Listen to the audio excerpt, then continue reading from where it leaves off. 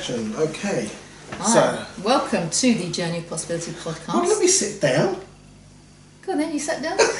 Your bum's not that big, it doesn't take that long to sit down. Welcome to the Journey of Possibility podcast for BeCollaboration with my co-host, Okay, and our extra special guest, Mitch Herbert. You Yay. look wonderful. Well, I'm always this guy. Do you know what? Gosh, look at People are going to see this podcast and go, my God, all their collaborators are gorgeous. He got that in his back garden, you know. Look at him, the shirt, the tan, the whole lot. So, welcome back to the UK. Thank you. Mind you, these last few weeks, you could have been anywhere in England and had that tan, couldn't you? It's been hotter here than it has been in Gran Canaria, where I've been. Oh. Incredible. It's been. Did you resent having to pay for it? No, because it's sticky here. And over there, it's dry heat. You've got air conditioning in the rooms, and you've got a pool, and you're on holiday. We don't have air conditioning in the UK because we don't normally need it, do we? No. People cook for you, you know. That's true. That's lovely. Yeah. So in our little setup meeting earlier on, I was saying to you, it's been over 3 years you've been part of the community, so you're probably one of the veterans, aren't you? Because don't say the oldest. no, I wouldn't say that. But experience. You said also that you first heard about BeCollaboration back in the day when we was formulating it. Yeah. Pisherbury, back in early days. You just designed your logo and you were proud of it. And I commented on it and said, what a load of rubbish. No, I said it's a nice logo, good shape. And because of you, we kept it. Oh, that's And we'd already paid for it, so Yeah, no, I'm too late. joking. But the thing was, obviously, at those early days, Gill and I were pitching people very, very passionately, and we were kind of getting them to kind of get an idea of what we were out to create, and it was formulating. So at that time, you didn't get involved, did you? You thought, for whatever reason. But when did you get a second look? How did it happen? You came back and had another look at it and thought.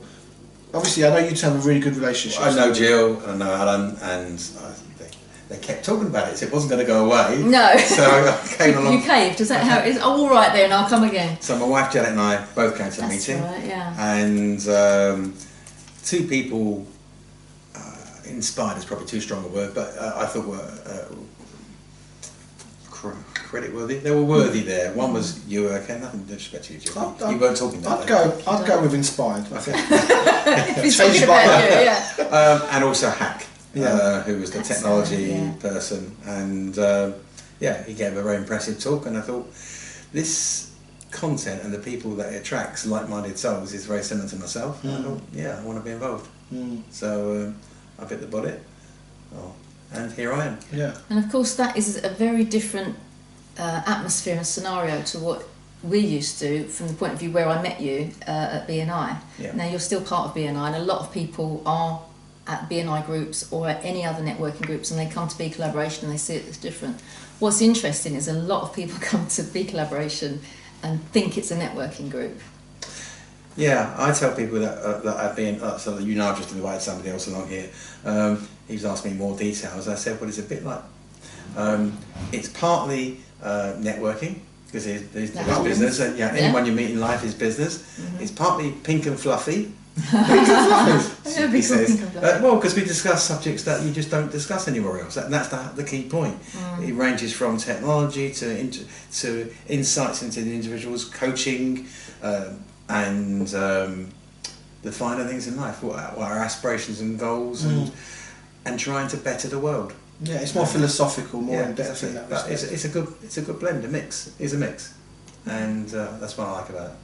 Yeah, I mean, the way we sum up is we kind of say it a lot more now. It's a community. So really, the community makes it what it is. You know, the people that get in front of the room and talk are generally not me or Jill, on the whole, because we are orchestrating and developing the organisation, but we're not presenting we're not the authority in the room every time the room is having someone speak. It could be, but the idea is any one of those members will be talking in front of the room about what they're interested in. Well, they wouldn't have done it when they first joined, but some of those people have developed. Yeah. Some of that has been you saying, "Come to the front, Scott. Come to the front." Tell us, bare your soul to me now. Yeah, and we're not precious about that. I think that's one of the things. It's like, so in a lot, my experience of going to, say, whether it's personal development or courses or BNIs or whatever, they own the room. It's BNI's room. It's that organisation's room. Whereas for us, it's the members' room. But some of those people have stepped up since then and upped their game from and grown in confidence and stature from being involved in BeCollaboration. Yeah. That's interesting. That I mean, we review that and look at that and go, wow, look at him from 2 years ago and how she's changed and everything. But it's interesting that you've said that as a member that you've spotted the difference. It's clear, you know. Yeah. Lots of people there. And obviously people come and go. Actually, you have a very good retention, really, don't you, compared to other groups? Yeah, I know. not bad. If they're the right kind of people to be involved in this kind of group, they're not just going to go away. It's not a fad. What I don't get is, you know, obviously it's hard for us to say, but I don't know where else I'd want to go. If I left BeCollaboration tomorrow, we said, right, you know, Jill, let's close it down, whatever. Where would you go? I don't know anywhere that has that unique combination of insight, growth, connection, transformation, authenticity, opportunity. That's why we designed it that way, so it can be everything that I suppose we'd want out of it. But where else would you go for that? In previous centuries, there have always been people that have aspired to find the betterment in mankind and form groups like the Royal Society and groups like that. You know, I would say this is a modern day equivalent of something like that. Yeah. So in the early days, and how has your view of BeCollaboration as an organisation kind of? Well, once I joined. Yeah, once you kind of went, yeah, I'm in. You know, how has it changed for you? It was more about, for me, the hopes and aspirations and content of my life fitted it paralleled BeCollaboration. I was doing some things in other countries that were very similar in goals to what Be's trying to do. Yeah. So you've my experience of you is you have an interest and a commitment to make a difference. I want to make a difference, but it's not just make a difference; it's make a positive difference. Sure. Hitler made a difference. Yeah, interesting. It's a positive, of course. And listen, you could say that there's definitely a feeling amongst. I take young people, and I don't always. We won't get into politics, but young people feel they've been dropped on, don't they? Certainly in the UK they do, because they've been bypassed as a generation. They can't afford to buy anything and so on. But they want to think about what's good for the world, what's good for. My son, for example, he's been offered jobs for 6 figures. He doesn't want them. What he wants is to do what he's good at, which is software games development. Doesn't want to work for gaming companies. Doesn't want to work for estate agents. All of which one of them had 40K on top of the job. He turned that down because he wanted to do what he likes doing, which is creative development of software. But isn't that I guess what a lot of people are kind of either come with, that they've got that now. Does that make sense? They come into the community like, this is my thing, this is who I want to be, and then have a place to express it. And what I've found is actually there's quite a lot of people that kind of have discovered who they are within the community through the sharing and the contribution and the kind of conversation we're having. So for younger people to kind of, I don't know how old your son is, but I suppose that's the thing, isn't it? First we've got to work out who you are and then where you're going. Exactly. You know, when you've worked out who you are, then where you're going bit is a lot easier. See, I met Gill through BNI a long time ago, and but the thing about BNI is the word you're always grabbing home to is know, like and trust. In BeCollaboration, trust is paramount. So anybody there, if you ask them to do something, they said they'll do it, you know they're going to do it. Full stop. And consequently, you would never let anybody else down. So in some of the projects we've collaborated on, you make sure that you do and go the extra mile to make sure it works. But I think that's the power of, not only in groups like, you know, BNI and other business networking groups, is that relationship means that if you refer someone, that you're trusting them with somebody, and then vice versa. So the whole thing is that actually that being known by each other and that connection is what gives you a certain level of commitment to the outcome. And I imagine also, if you're a window cleaner at BNI and you don't turn up when people book you, they're going to go, sorry John, I'm not going to be sending you any more clients because you just don't turn up. Or when you do turn up, I'm not hearing good things. So that's that due diligence process, isn't it? That famous Jewish cowboy here. See, look, 10 minutes in, he's got the first Jewish joke in. That's alright. If you do it, it's alright. If I do it, it's racist.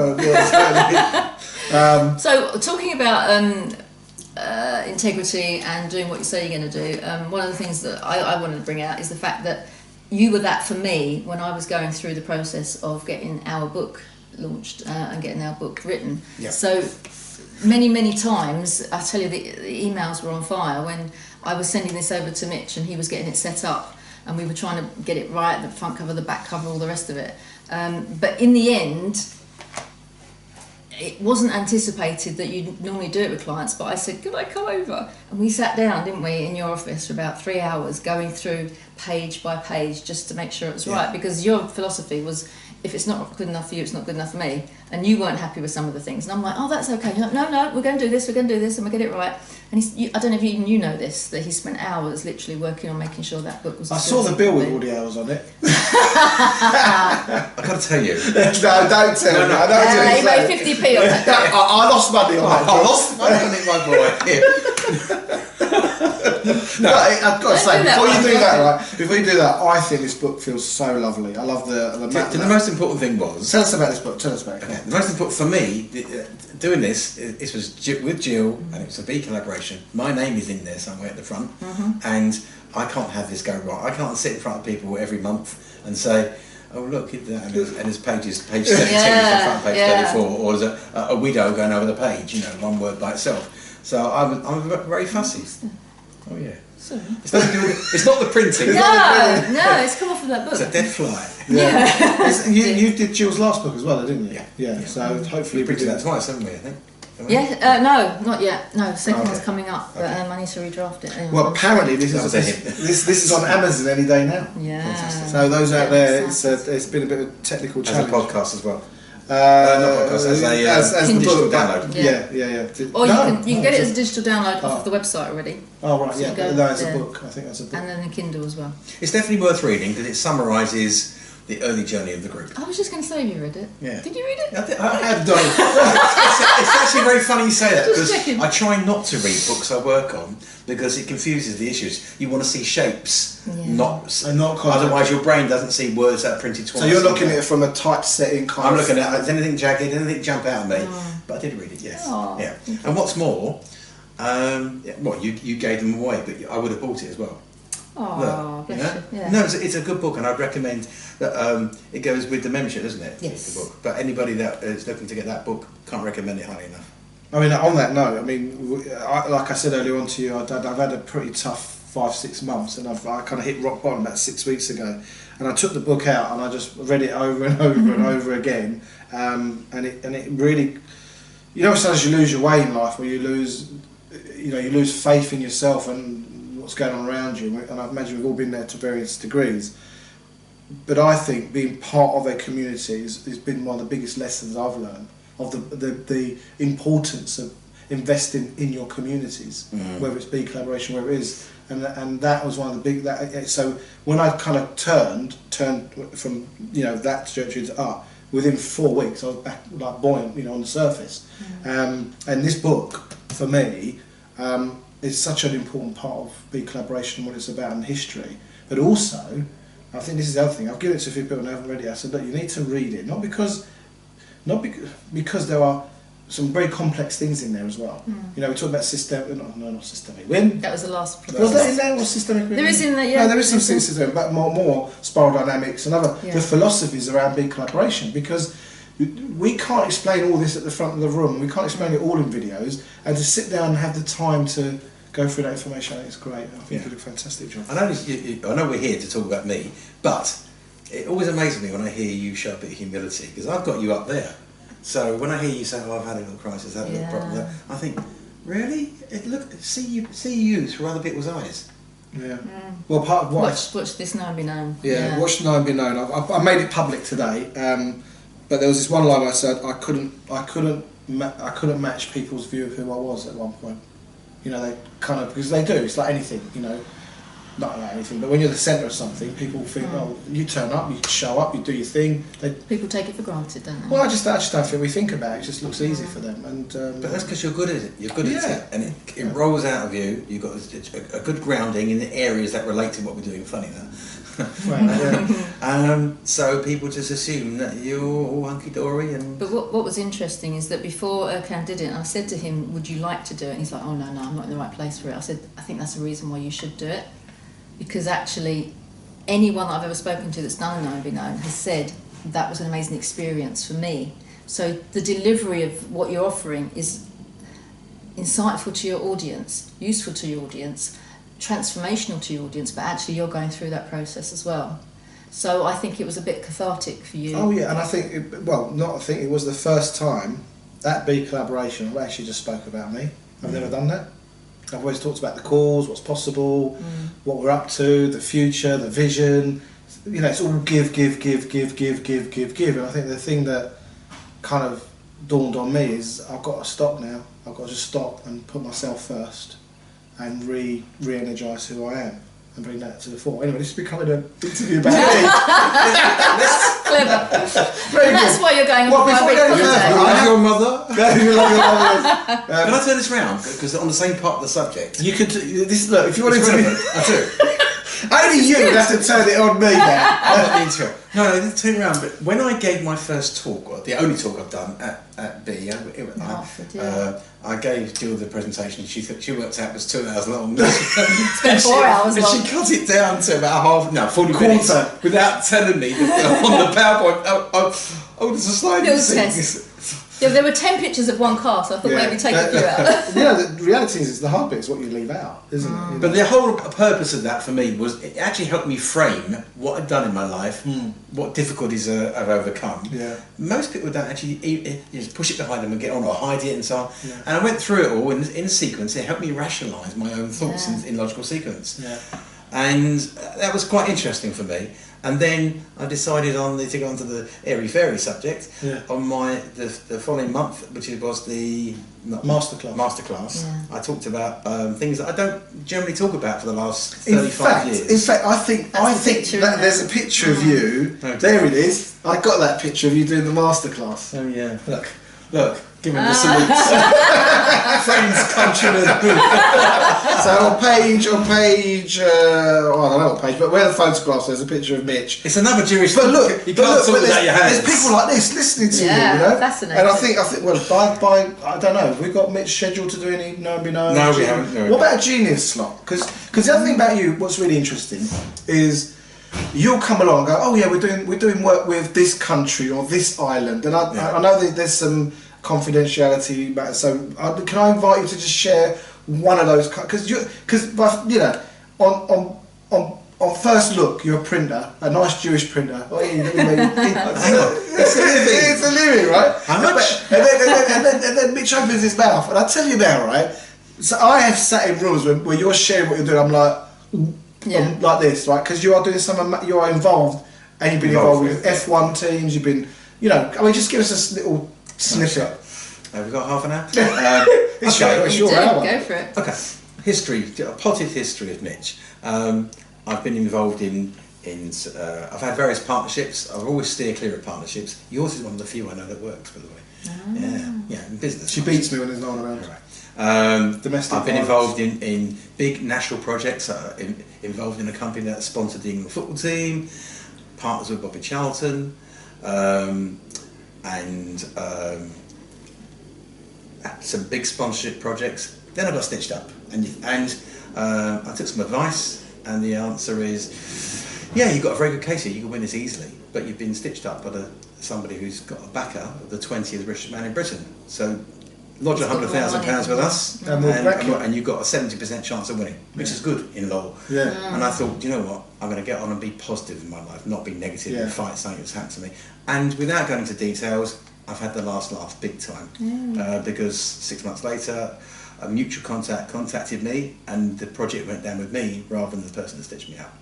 And that's led into all sorts of things. That's led into being involved in what a long time ago was the second biggest company in Romania that I can talk about.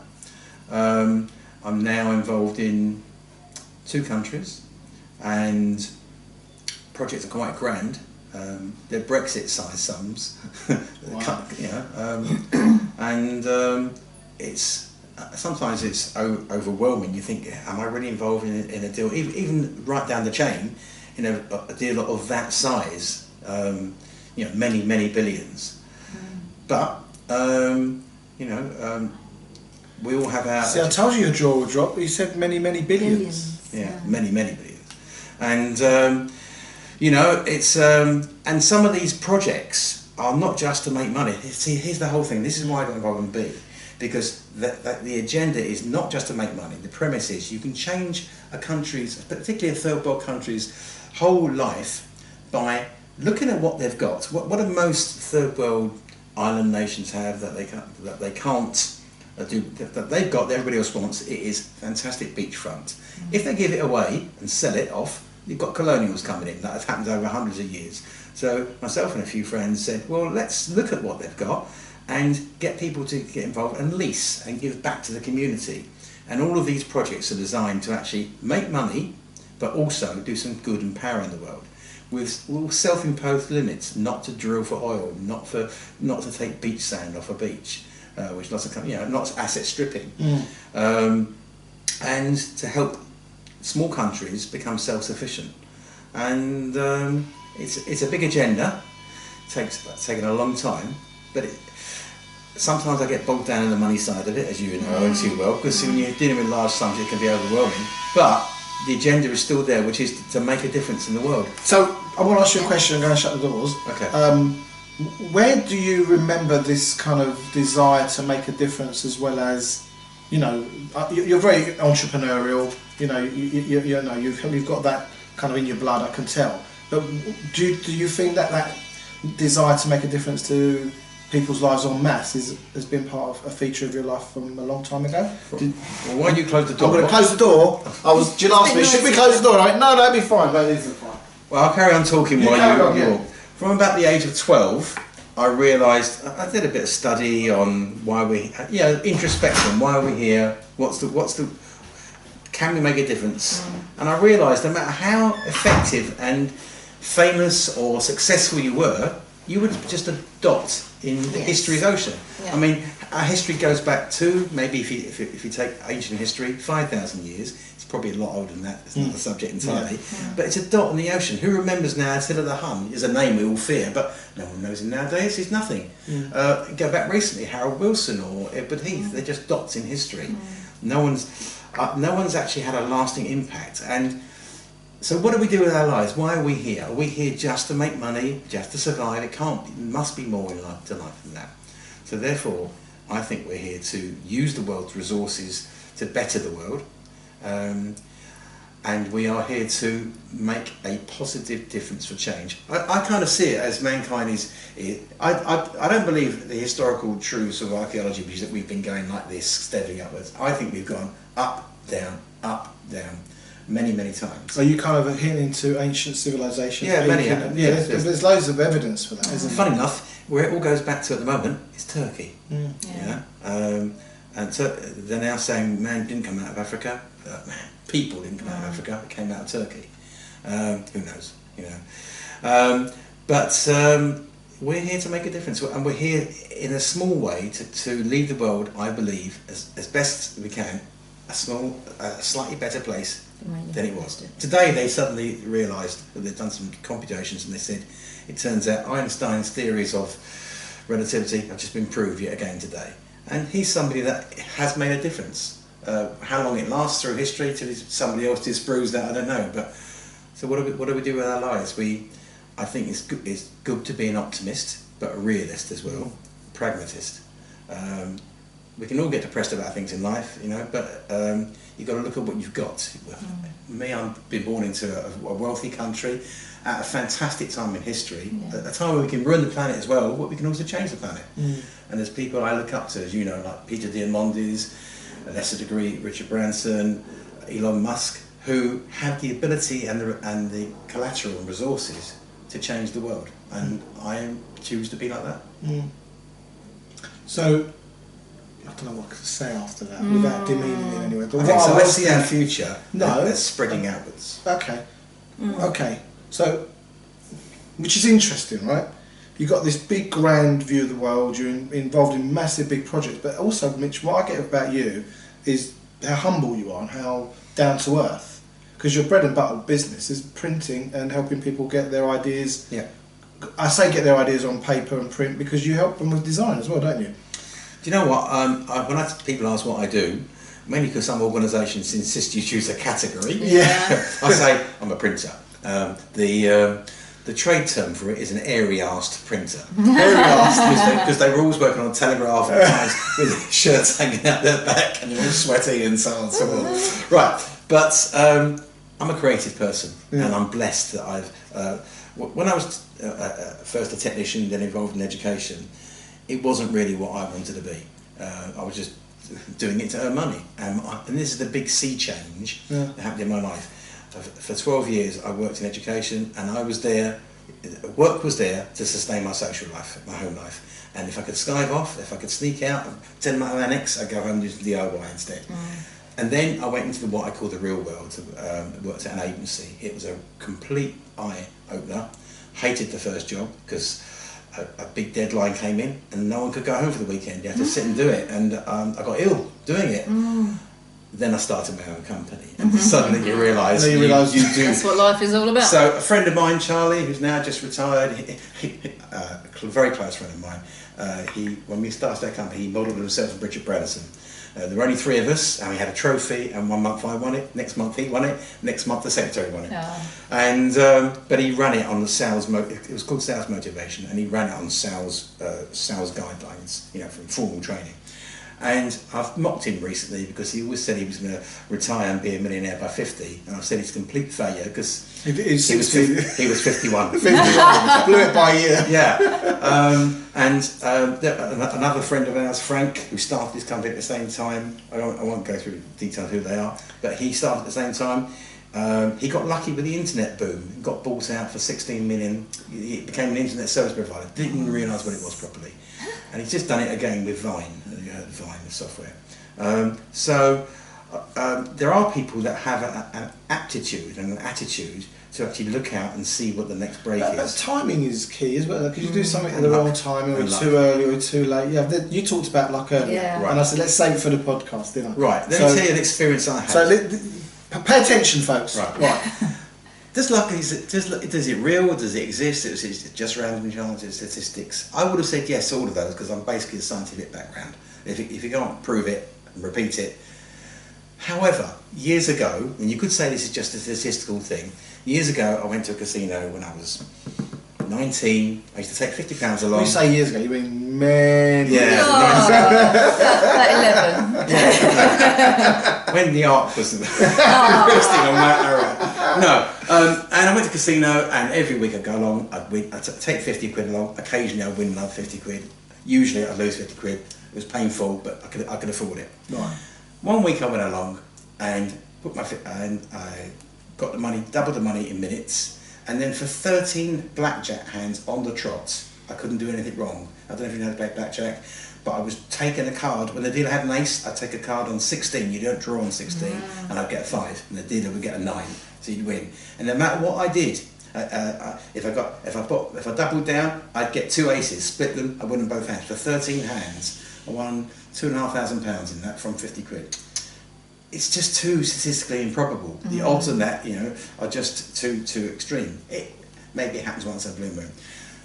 So that's why, and then suddenly it stopped. But luckily, I'd put most of it in my pocket and said, that's not going to be touched. And it bought me a car. So it was wonderful. But how do you equate, so you're saying, what did you actually say when you said about luck? Luck is I think luck is a real thing. Yeah, like you can make your own luck by doing the right things, putting yourself in the right circumstances, and I think being positive and not being negative and looking. I'll give you an example. So some of the things I'm involved in now, I've been a designer and printer, but when opportunities come along and people said to me, should we pay you for the job or should we just give you some of the money and give you shares in the project?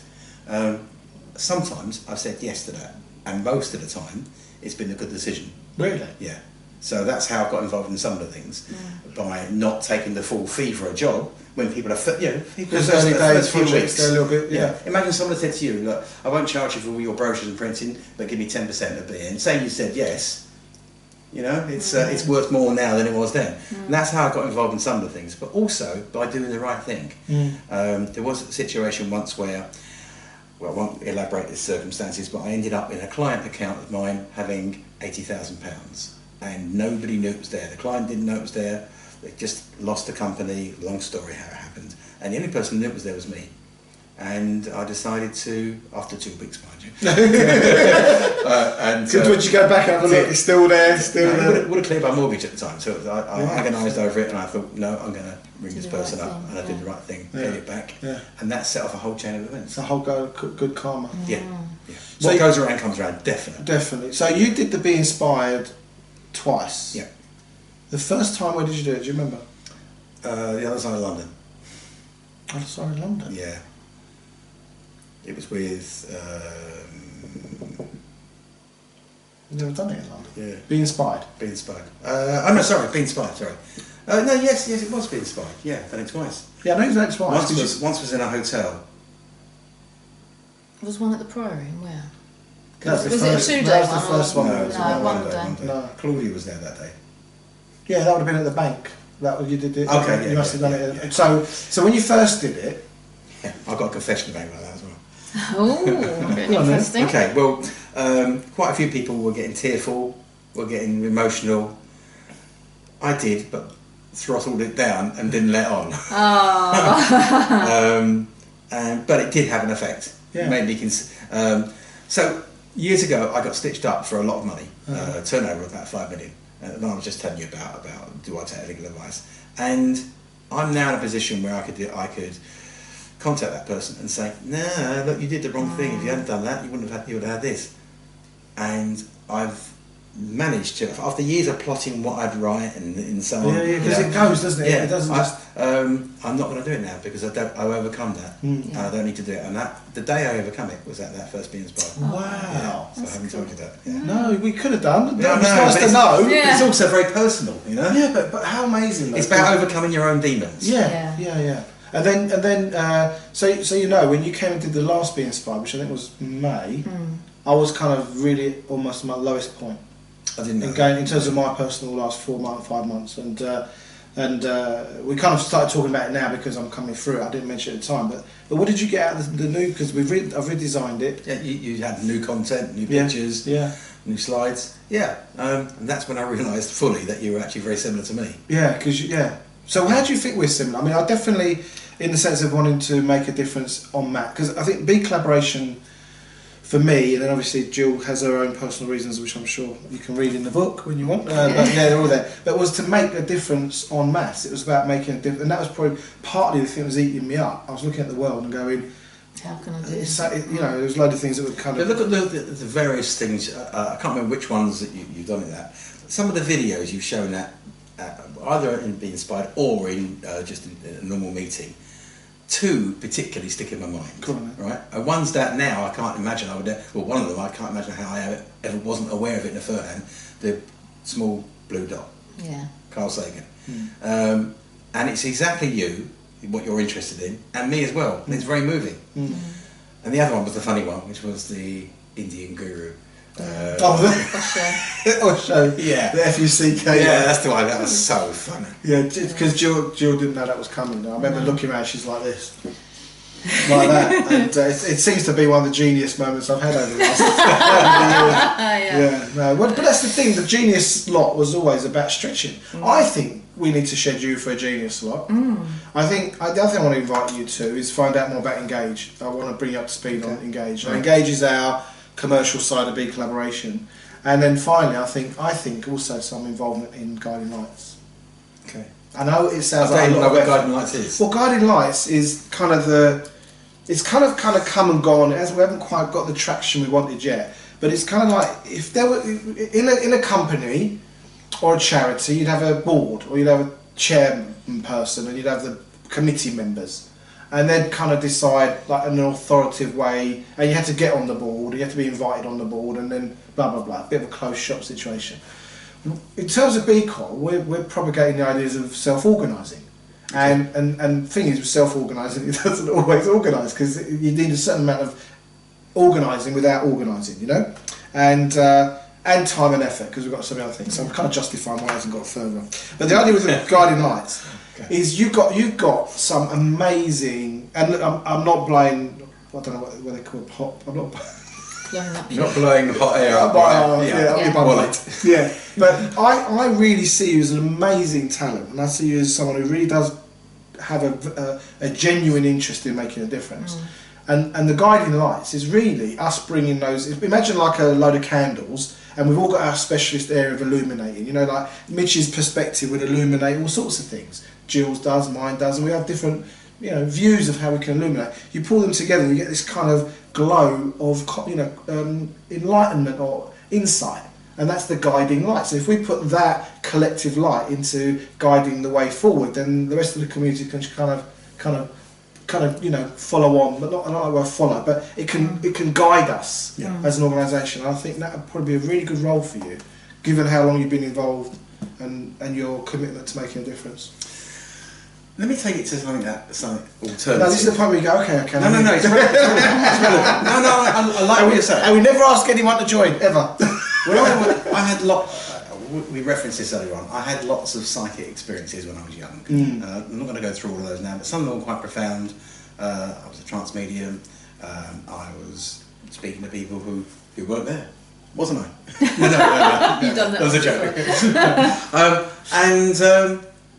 I got to the point where suddenly the need to earn money became more important. So it became much more commercial, and put that aside. Yeah. But all the time I was doing that, I was aware that we are here. We're not just born and we're not mayflies. We're here to contribute.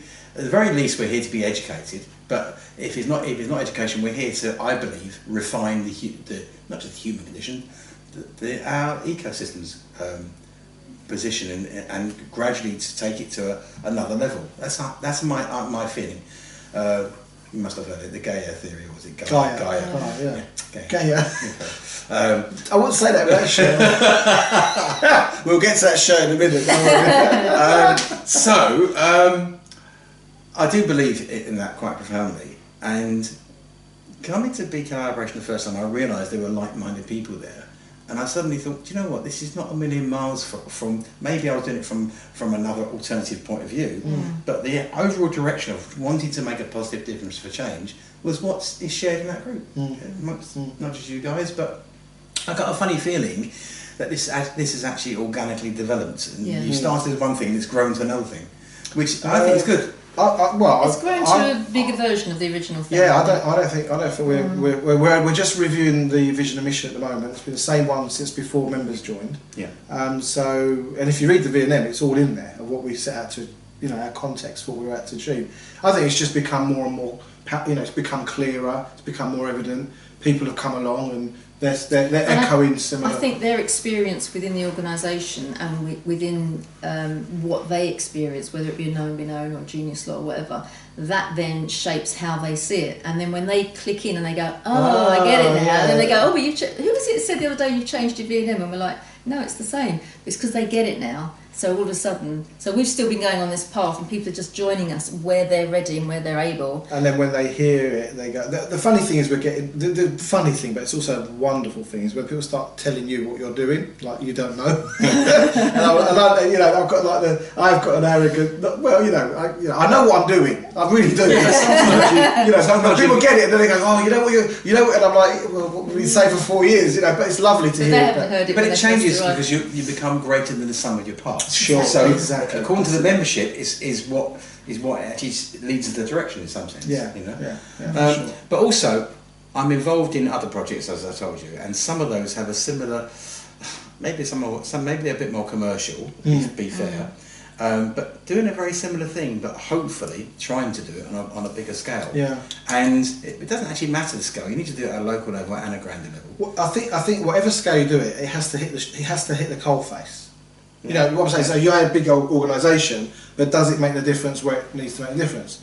You know, so that's really important. I think the other thing I think we're quite interested now is in terms of resources and money, is through Engage and through investors and other people that are interested in supporting this global proposition. I don't really know if that's the right way to describe it, but we want to make a global impact. So I think what we're doing is still doing our R&D, and we're starting to put down the foundations, and we're noticing people turn up, Mitch, and they're going, literally, and this is not the first, this is happening regularly now, is new people are attracted to what we're doing. The way it's being explained by the members is at another level than it used to be. Yeah. So you're attracting more people that kind of get it, and then they turn up and going.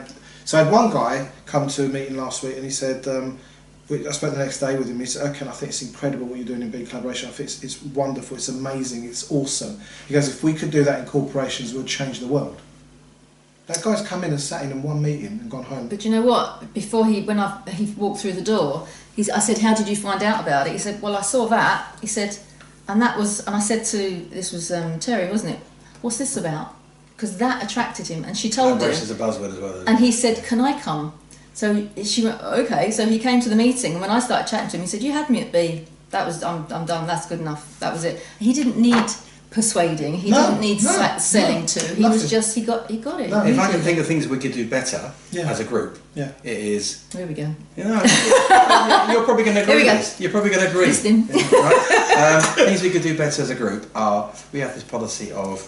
I'm not going to drag people along there. And I think we should proactively get the message out. So whether it's not just through digital means, but other means as well. Well, you see these lovely little postcards. Yeah, you see these we postcards. give them out at every single meeting. Well, I've seen that before.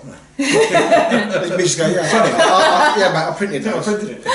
Printed everything here, isn't he? But I do think we need to look at getting out to a wider area of people, even just locally. You know, it doesn't have to be around the world. No. In Hertfordshire, Essex, and London. If every collaborator invited 2 or 3 people and one of them showed up, then we'd double the size of the room. Well, here's an easy way, which not everybody was doing, I imagine, is you ask every collaborator when they get a post from you to share it. And that's good, you know, then you're getting out to their 100 people or 1,000. We have asked. Yeah, I know, but... No, but it's happening when you get home, the quest is out. The quest is out. Share that, please? And the quest has got to be on the front cover first. Yeah. No, it's not. No, but I mean, as in only... Oh, on your own, okay. Without my daughter, or anyone else. But what I was going to say to you is,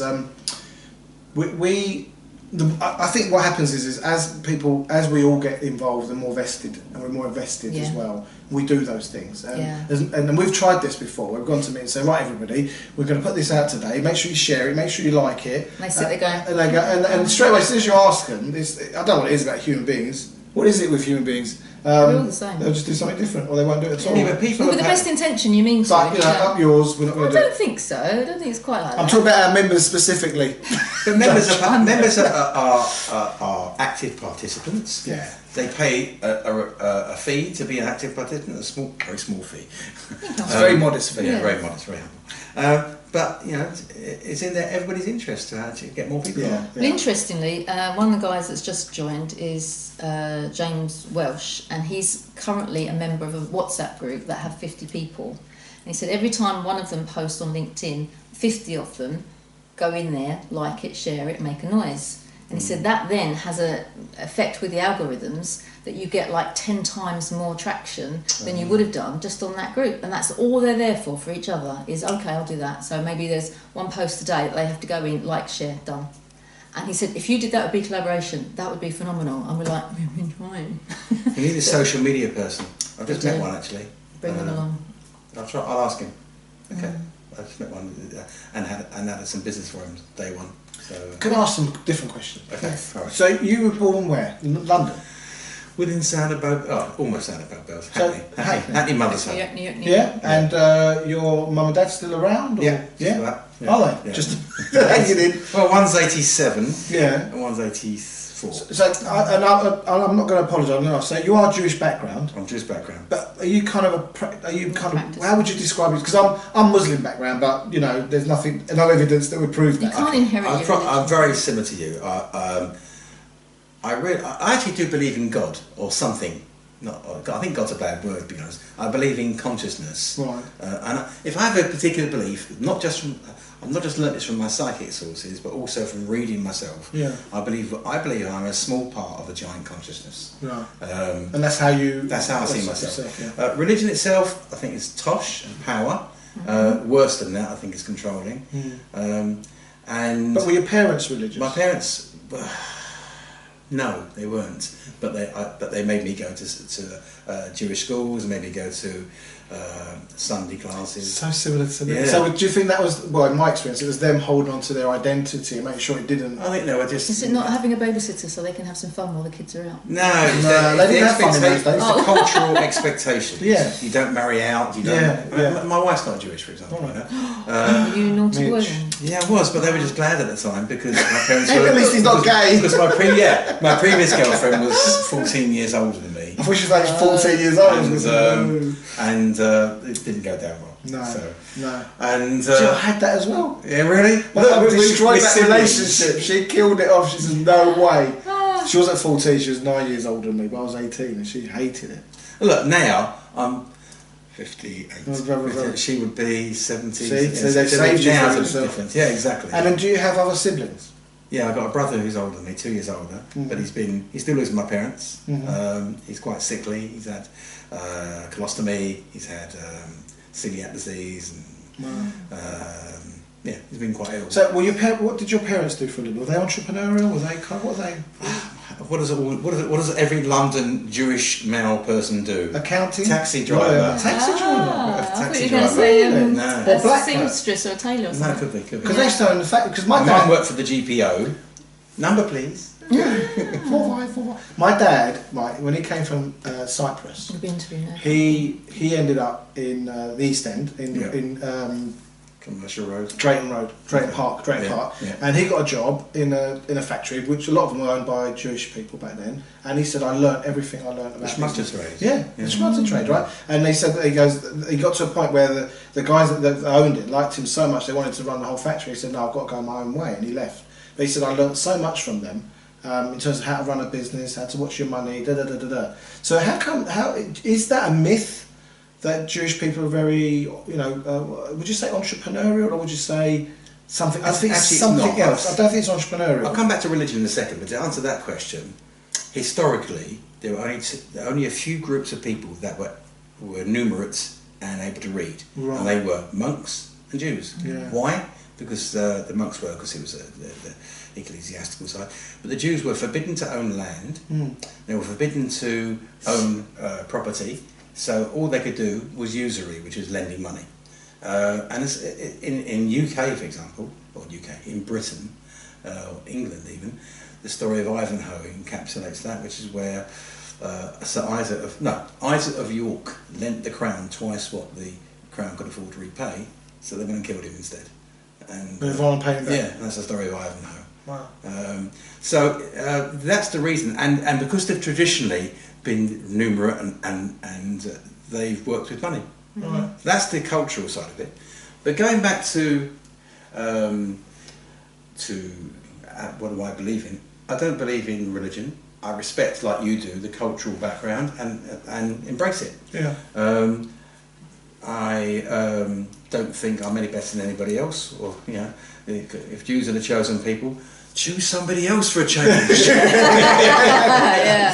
What is it? It's an old Jewish joke, which is that when Isaac and Abraham were at the crossroads,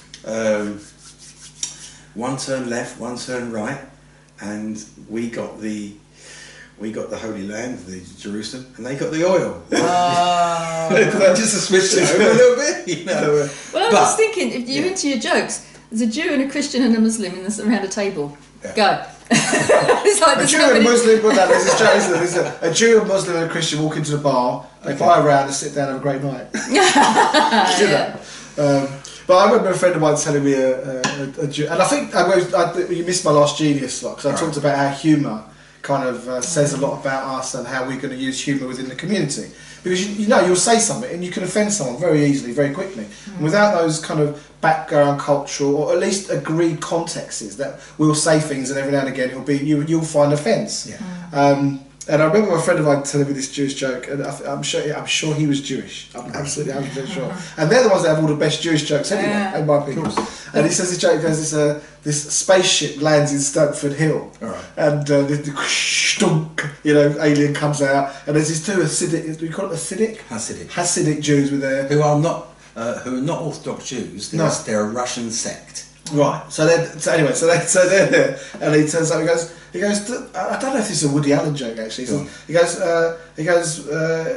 Why are you dressed like this? The alien asks. He goes. We're religious. And he goes, is everyone religious? No, just us. And I just thought, that joke is always kind of.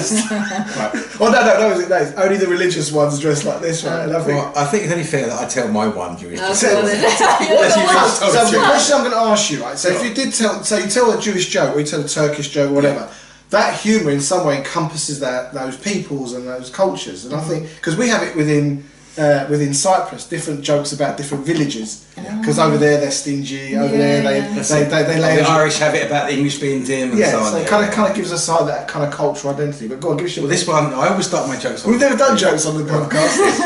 I know you've heard this before, but I'm going to tell it anyway. So, the three members of the cloth having a discussion about how they divide up the dilemma they have. Dilemma. It's the hands. Dividing up the collection money. You must have heard this one. No, so there's a CV priest, a Catholic priest, and a Jewish rabbi. And the CV priest says, it's such a dilemma. He says, the money passed around the plate, how much to give to my own standard of living and look after the upkeep of my house, and how much to repair the church roof and so on, the upkeep of God's good home. So he says, I draw a line in the ground, and I throw the money up in the air, and what lands on one side is God's, and what lands on the other side is mine. Oh. And the Catholic priest says, be sure to be girl, such a similar dilemma, so terrible. You're not going to get sued. and such a similar solution. I also chuck all the money up in the air, what lands his heads is God's, and what lands his tails is mine. And the rabbi goes, I can't believe it. Such a similar problem, such a similar solution. I also chuck all the money up in the air towards God, and what he wants, he takes, and what the rest I love it. The oldies are the best, aren't they? Yeah, exactly. And you follow that. So do I believe in religion? No. I think it's caused more problems in the world than anything else. Do I believe in God or whatever something I believe in? Yeah. I don't think we're just matter and bits and so on. But when you alluded to it earlier when you said that, like, you are the part of something a lot bigger. Yeah. You know, so you obviously have we all are. Yeah. And to some degree, anything that's conscious must be, but to a lesser degree, I would think. So, when you splat a fly, you are stopping a part of consciousness. But on the other hand, do we want to get bitten by flies and that sort of thing? So. Well, there's a natural order to things as well, isn't there? Like lions will eat antelopes, and in nature, things happen like that. So I don't think we can blame ourselves for every squished fly. And it's a controversial thing to say, and it's very controversial. But and I find it hard to accept myself, but I have come to this conclusion that I don't think life is that important. I don't think we all have murder as a terrible thing to do. Rape's a terrible thing to do, but I actually don't think, this is quite controversial, I don't think on an intrinsic value they're terrible things, because I don't believe you can actually kill something. I don't think that what makes us what we are is just the flesh. I think we go beyond that, but you are, by doing these things, causing detriment to the human condition, the condition of the planet, so it's obviously better not to. Just like a metaphysical kind of consciousness about it, because at the end of the day, one could argue this is the space suit for this particular planet, but what's inside is eternal, has been around forever, and it's going to be, it's going to be around forever. So sometimes maybe it's like getting the joke, you worry you die, you don't worry you still die, and it's and even on a physical level, you are breathing in something, one part at least right now of what was Henry VIII. Going back to religion, though, I think one thing that religion has given people is community. They have a place where they feel comfortable, they have a place where they feel acknowledged, and they have a ritual and a routine that they can go through that supports their life. And in the Western world that we live in, I think a lot of people have either gone against religion or don't see the value of community and feel isolated in the situation that they find themselves in. Because I don't know about you, but when I was a kid, I knew 90% of the people that lived on my road, probably 10 of them were family. So there was my nan there was my aunt over there was my uncle that lived up there, I knew all the neighbours. It was a community in the road. And I think what BeCollaboration is giving us is an answer where you can be yourself, you can be authentic, and you can be part of a community. And the only thing people have to do in order to be part of that community is show up. Yeah, And it's the first step. It's the first step, exactly. And then the more you put in, as in life, the more you're going to get out of it. But I think people that go to church on a Sunday or the synagogue on a Friday or wherever they go to get their peace, we have kind of an alternative solution where it doesn't matter what religion has been ruling your life. This is a space where you create what's right for you, and that. But you know, people want boundaries. They want to know what to do.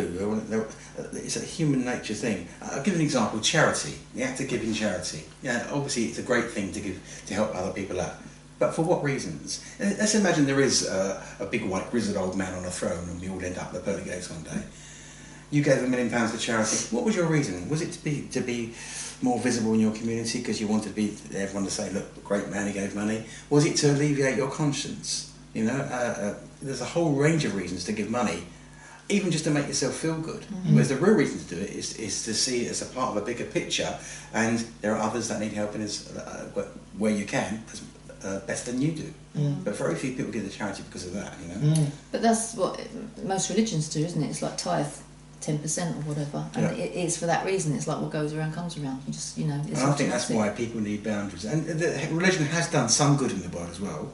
But overall, I think it's done a lot more bad than it has done good. And you only got to look at the historical evidence, you know.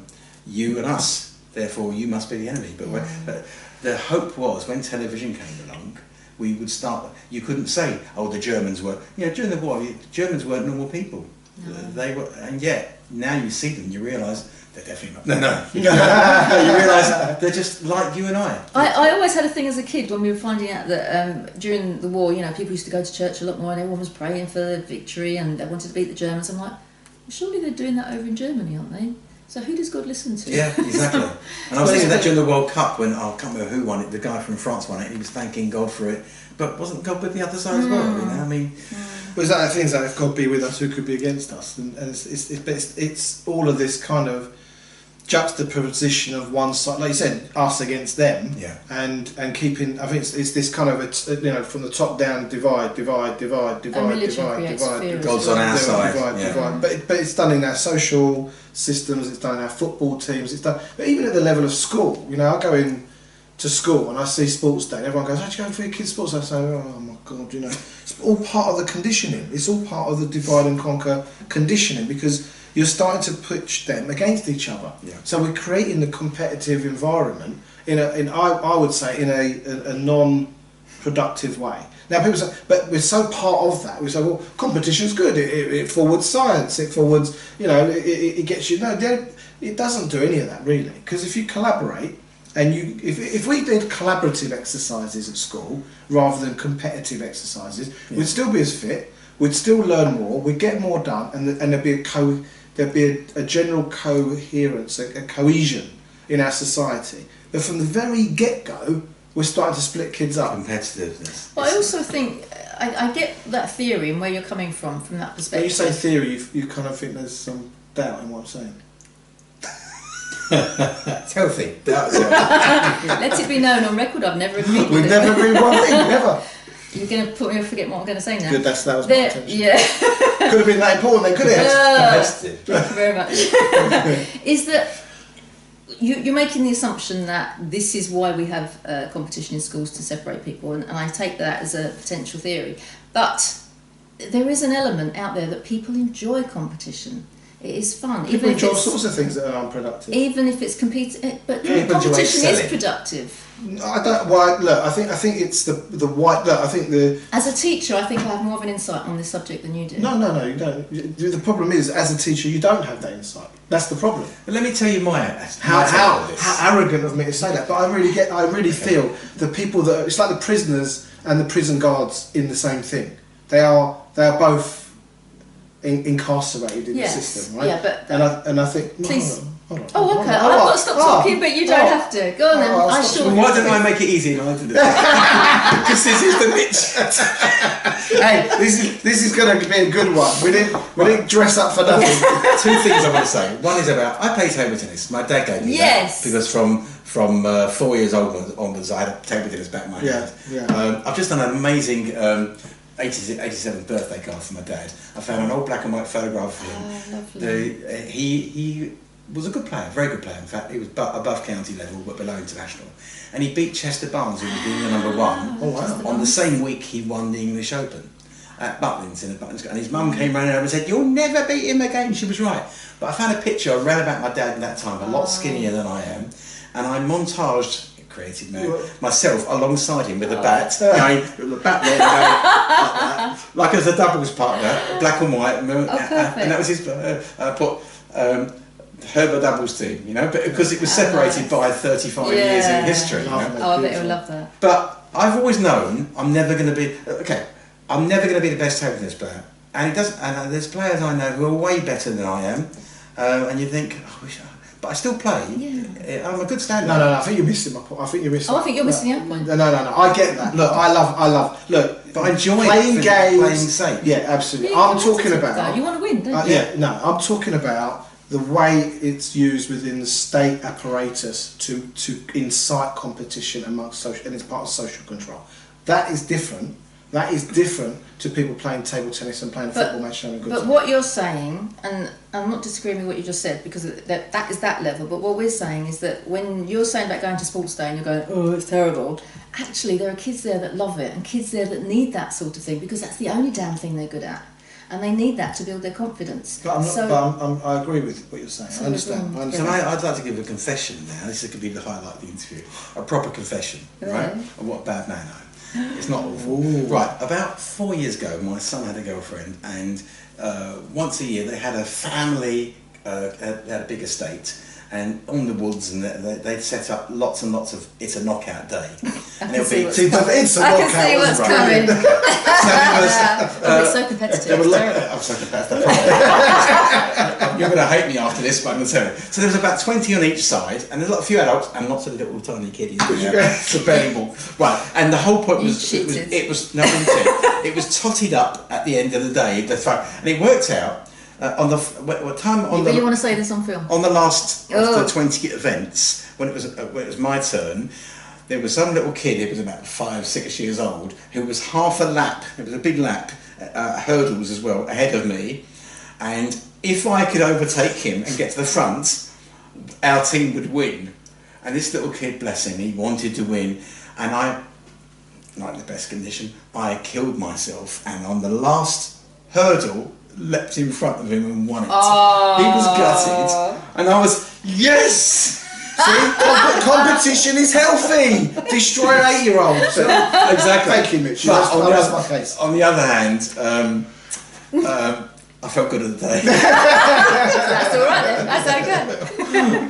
I had a similar experience where we went on one of these events where you go around different things in muddy fields all over the place all day long, and you drive cars that've got the steering going the wrong way, and obstacle courses. And one of them, yay, fun, was let's build a raft and we'll go across the river and the first team that comes back is the winner. And I'm like, this is not. It was muddy, it was disgusting, and it was cold, and I did not want to get wet.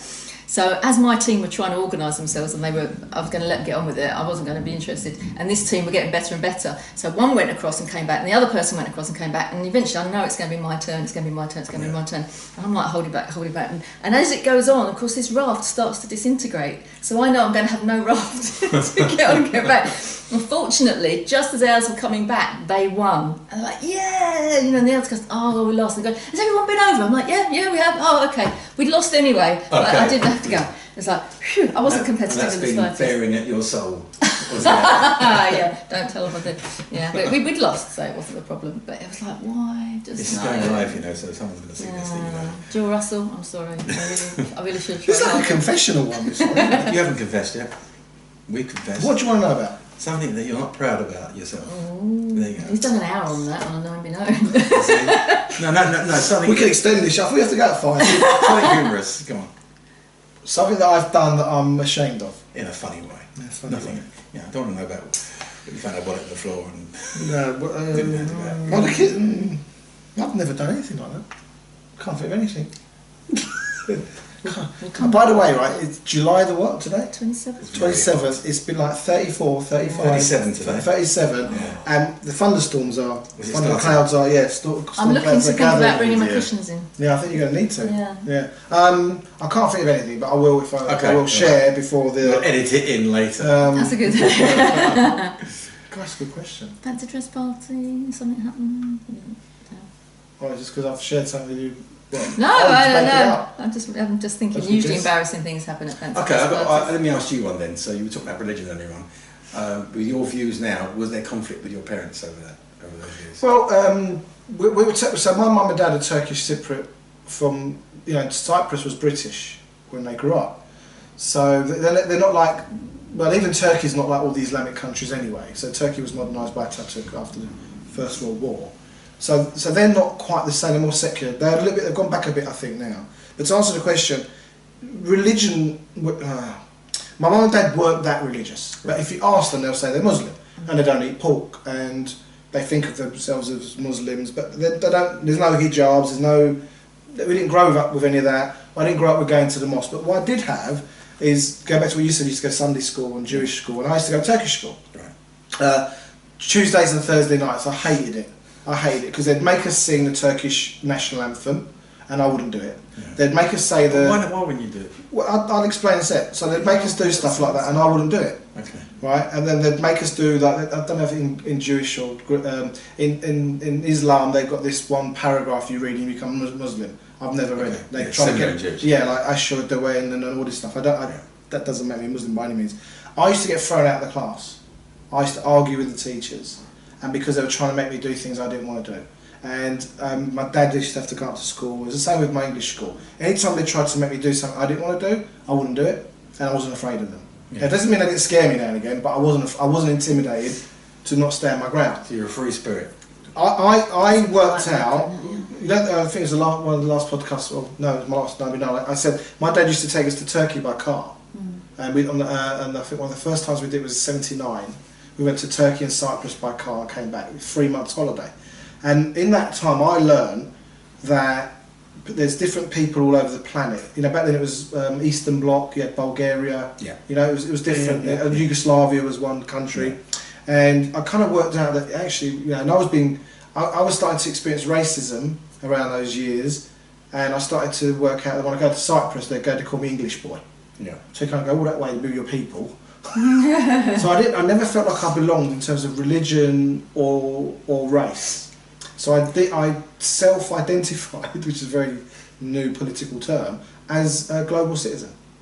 Okay, that's great. Well, what age? I think I would have been around 13-ish. Says a lot about you then. That's Yeah. quite advanced for a 13. Yeah, and I remember going to school, and like I said, my teachers called me Gaddafi because at English school, and at Turkish school, they used to kick me out of the class because I wouldn't follow their authority. No-win situation. Yeah. But I always stood my ground, and I'll share this story with you, Mitch. So I remember being in Turkey, and I was about 14. Yeah. And in Turkey and probably a lot of hot countries, you have big balconies, and we'd be at our house or wherever, big balconies, and everyone's sitting around, 20 people, 30 people, not quite 30, but sitting around having teas, and they go, so we'll get into conversation. I'd be back then I was doing these kind of talks, right? And I said, and they go to me, so you don't believe in religion, you don't believe in God, you don't believe in your country, you don't support football. What good are you? Yeah, what do you believe in? Right, and this is the age of 13, 14. They go, so what do you believe in then? Yeah. And I'd have the whole audience because they're like, yeah, go on then. Because I was anti-national service. So they go, what do you believe in? I say, well, I'm going to tell you what I believe in, but you're not going to like my answer. Go on. And they go, go on then. I say, okay. I believe in you. And they're looking at each other and they're like, anyway, did you watch the match? And they really had no way of dealing with it. Bless them. They had no way of dealing with it. This is a coaching session at 13 years old. Yeah, and I was holding audience. Yeah. And I'd have these conversations all the time with people. And I wasn't afraid to go there. Because they'd be like, because in Turkey, and I imagine in, I suppose it'd be Israel, but Israel isn't. Not really. I don't get Israel as a Jewish state anyway. But anyway, so, but in Turkey, they're very nationalistic. Yeah. And and I won't say they're overly religious, but they're highly nationalistic and they're very kind of patriotic. And it's all about the state and it's all about your culture and your family. It's, they've got some really fantastic values, but overly nationalistic. So if you start challenging that, and you're challenging their religion, and you're coming from a place of love rather than make wrong, at the end of it, they kind of. I was sent over.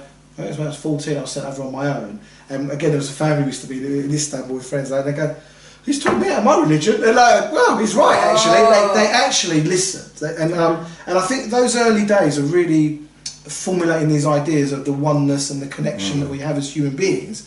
And in our vision and mission, it says human being first. I think for me, it was the day I was about 11 years old. No, I was 12 years old, rehearsing for my mitzvah with the Reverend and the Rabbi. The Reverend was a very nice man, the Rabbi was a tyrant. Reverend and Rabbi? Yeah, no, they were different ones.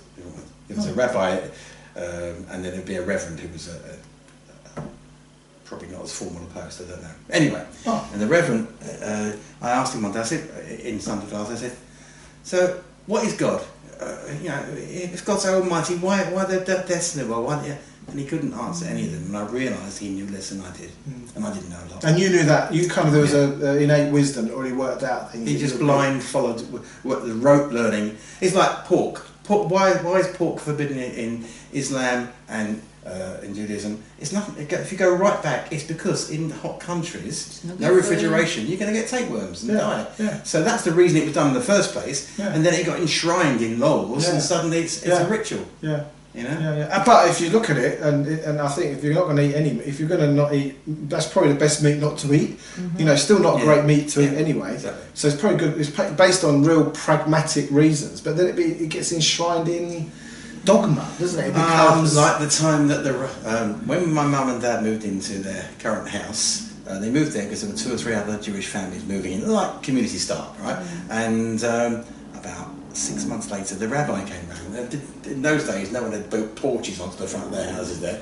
And the rabbi went down during the afternoon. My mum answered the door, and I was speaking to her for 5 minutes. And finally, he said to Mrs. Herber, "You better go and turn your bacon off. It's burning." Oh, it's brilliant. And but he knew what the smell was. Of course, you know. Well, you don't turn your senses off just because you don't eat something. I suppose. But they reckon it's bacon that always breaks the vegetarian. Yeah. Do you ever, or did you ever, when going to Turkish school, presumably was learning about Turkey, and not necessarily Muslim. Do you know much about the religion? Have you ever been to mosque? Yeah. I've been in a mosque. I've prayed in mosques.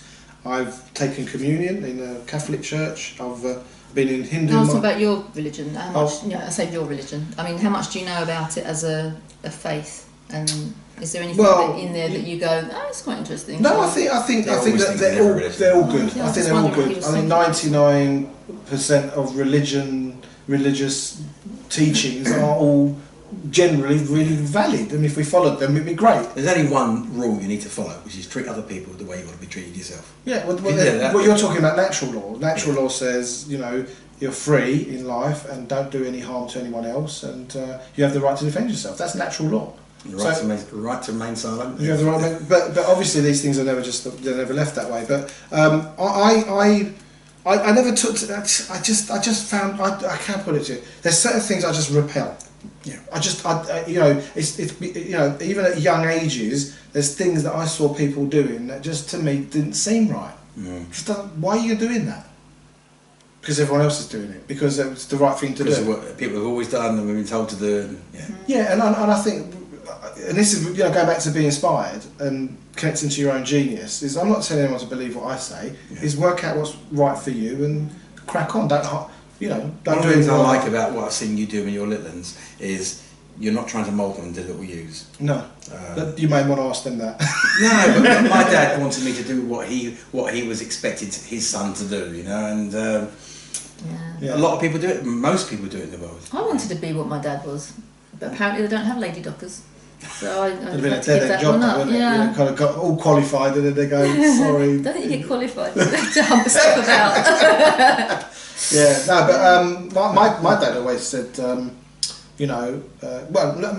there's a few things my dad said to me. But one of the things he knew early on that I wasn't intimidated. I don't know why. Was your dad like that when he was a kid? My dad was quite aggressive growing up as a kid. He used to be quite aggressive, and I know. Well, he's told you that, or he was. Right. He was. I'd say, in the most loving way I can say, he was an abusive father. Okay. and he was an authoritarian father. That's what and he intimidated us. He used to use, used to hit me. In fact, if you watch my comedy bit I've done, I explain my dad, right? And my dad and I had it out about 10, 12 years ago. We sat down and after a real bad altercation, and so much so I said things to my dad I regretted at the time, and then we sat down and I said, where did this anger come from? And I said, Dad, I remember you hitting me as a child, and I remember one time you hit me so much, you locked me in the room and I cried, and I vowed to kill you or make your life a misery forever. And every time we got into a sticky situation, that emotional charge of the child would come through.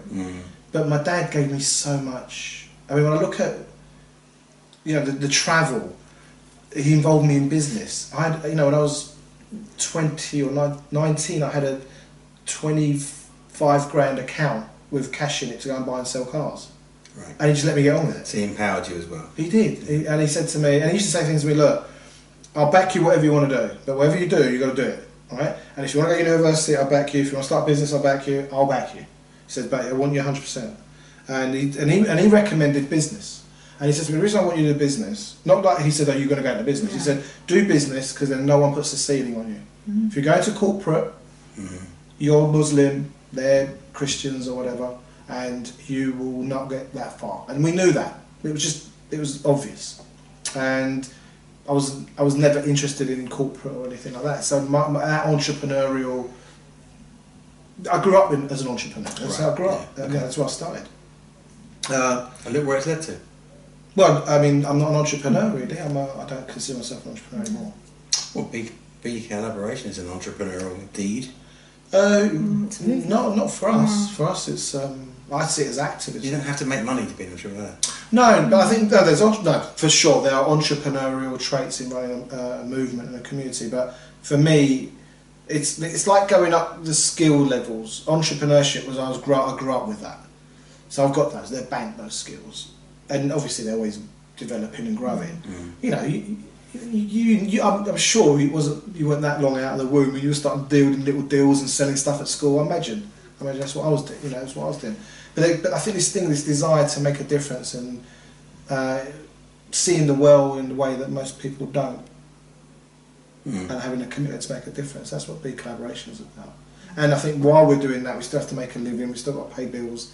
We still got to up our game, and that community gives us a chance to learn from each other. So I've got one question for you. Whose idea was it? Who approached whom? You to start and move? No, not movement. Yeah, that came later. To create a something. Yeah. It was organisation. Yeah, it was mine. I mean, it was. I was involved at I've been involved with community groups from a very young age. So when I was 13, 14, I was the first committee member of a youth group called Turkish Youth Association. So I was that early on. I had an interest and a passion for making a difference. And over the years, then I became seminar director at Landmark Education for some time. So I was working with 100 to 200 people groups, transforming their lives. And I felt that organisation wasn't meeting my expression. So I left. And then I was in the wilderness for a little while. And then I decided to become a business coach. And then while I was doing that, I was uniting talent and getting people together. I was kind of had this talent for picking good people and helping them with my clients and things like that. But this burning passion to make a difference was really what it was about. So by the time I met Gill, I was pitching people the early ideas of a collaborative coming together of people. And then when I met Gill, that was what we started talking about from day one. And she kept on asking more questions and engaging and saying, yeah, but what about this? And we to this day, we've got on, I don't know, I think it's a very unique relationship. It wasn't a movement. I remember the actual meeting, because it was in Gill's last house, when you decided, hang on, this is a movement. No, that wasn't. Claudia was there as well. Yeah, that wasn't us. That was the group. That was you guys. Yeah. Well, it was all of us. Yeah. No, we knew it was. What happened is the person who said, you do realise it's a movement, don't you? And everyone was like, oh, right. We yeah. looked at each other at that moment, like, oh, You got it. Penny's dropped, Yeah. So the famous line of, Scott, when he said, you do realise it's a movement, is what we knew it was all along.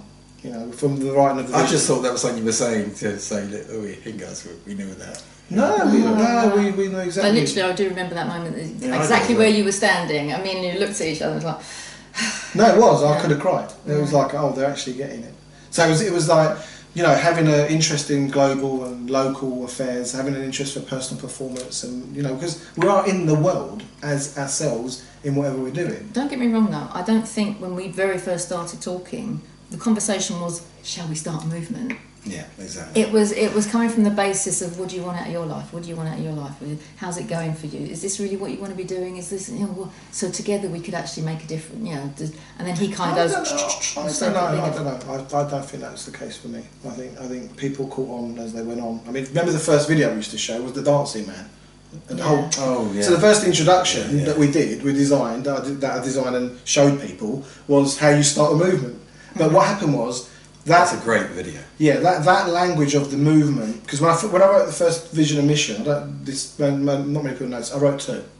One was the movement, and the other one was more palatable. You should tack on the dancing man at the end of this video. Oh yeah. I'll put it in That's a at the good bottom. idea. So it was always a movement. It was always about activism. But I had to choose early on what will people buy into, and it was about the community. And the first two were actually what happened was when I wrote the first one, they were merged on top of each other.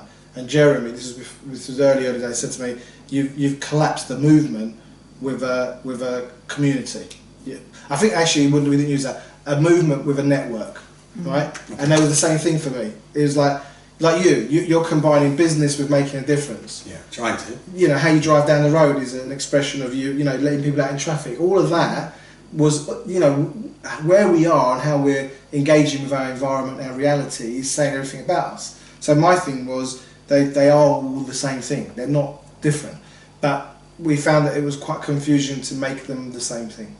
People wouldn't get it. Right. So And as well, we were talking a lot around the business perspective, weren't we? yeah. And that confused people as well. Yeah. So a lot of people got confused because they couldn't merge the things together. But don't forget, you know, 4 or 5 years ago, people thought that's BNI, that's networking, that's charity, that's politics, that's religion, and we're kind of going, well, we're pulling them all into one place because that's what we're all interested in. At the time when everyone else was going, you've got a niche. What are you doing? You've got a niche. No, it doesn't work like that. Yeah. Too much too, So I too think, soon. thank you, Mitch. Thanks. You're the first person that sat and actually asked me questions. It's interesting, isn't it? This is Mitch Herber from BeCollaboration interviewing Erkan Ali and Jill. Thanks for attending, and we will tack on the dancing video at the end of this video. Thank you. Well, at the end of the video, I'll put it. I'll drop it right at the end of this. So dancing man in a minute. Look, Mitch, I absolutely. It's been a pleasure. Absolutely. Yeah, pleasure. totally. I mean, it's the best fun I've had without a beer for ages. And I love that. Next. And what we'll do is we'll share the secret of Mitch's shirt at some point. Oh, that was Is that you? That was my wrist. Too hard to shake. I'm not going to shake it. No, she won't shake it. Mwah. Lovely. Thank you. Hot for Thanks for joining. It is absolute. And we've got studio lights here as well, so we're looking at the sea floor. So listen, Mitch, it's been a delight having you here, and I really do mean it. I'd like to draw you in and see if you can get more involved in how We'll discuss it. Jill will ring me up and twist Yeah, my arm. yeah. Just say yes. Just say yes and say what you want me to He do. knows Yes. you're good. Thanks for printing our book, and Yes. thanks for constantly supporting. And everything. It's printed everything. Yeah, hasn't it? I think? printed everything. Almost. Oh, you didn't do the BMF. No, Yeah, good. I wouldn't do that. Oh. It wasn't easy for one guy. Anyway, listen, Mitch, it's been fantastic having you here. Just so you know, the next Be Inspired programme is on the 22nd of September. It's been redesigned, it's new. What would you say? Do it? Definite. You can say that. Yeah, exactly. So, you can book on that on the website. Just go to events and it's there, or the Be Inspired page, so you can find all the links necessary. thanks for joining us. Take care. See you soon. Bye.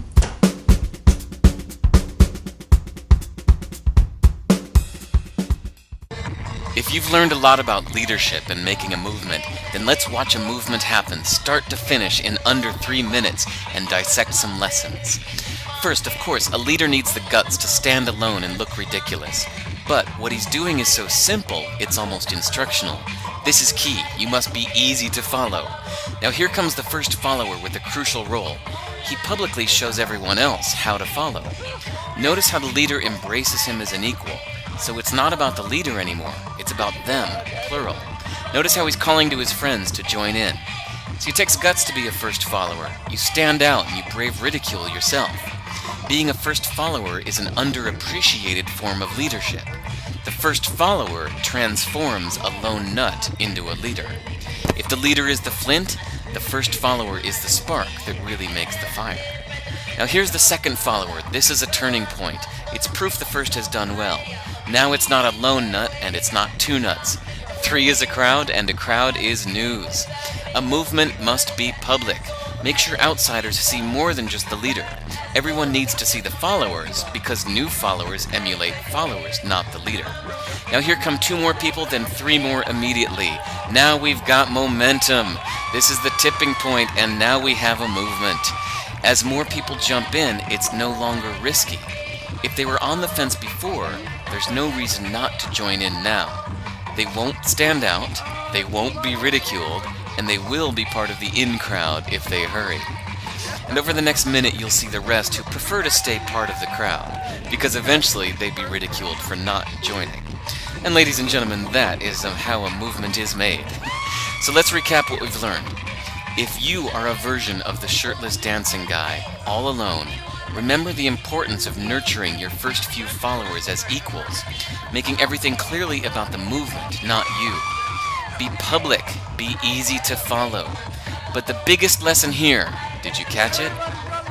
Leadership is overglorified. Yes, it started with the shirtless guy, and he'll get all the credit, but you saw what really happened. It was the first follower that transformed a lone nut into a leader. There's no movement without the first follower. See, we're told that we all need to be leaders, but that would be really ineffective. The best way to make a movement, if you really care, is to courageously follow and show others how to follow. When you find a lone nut doing something great, have the guts to be the first person to stand up and join in.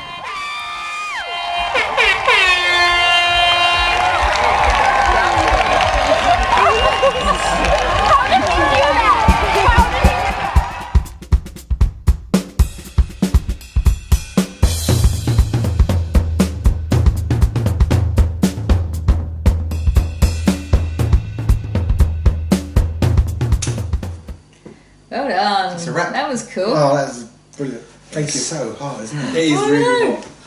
Oh. It's not rained yet, so And I we can get- finished on time.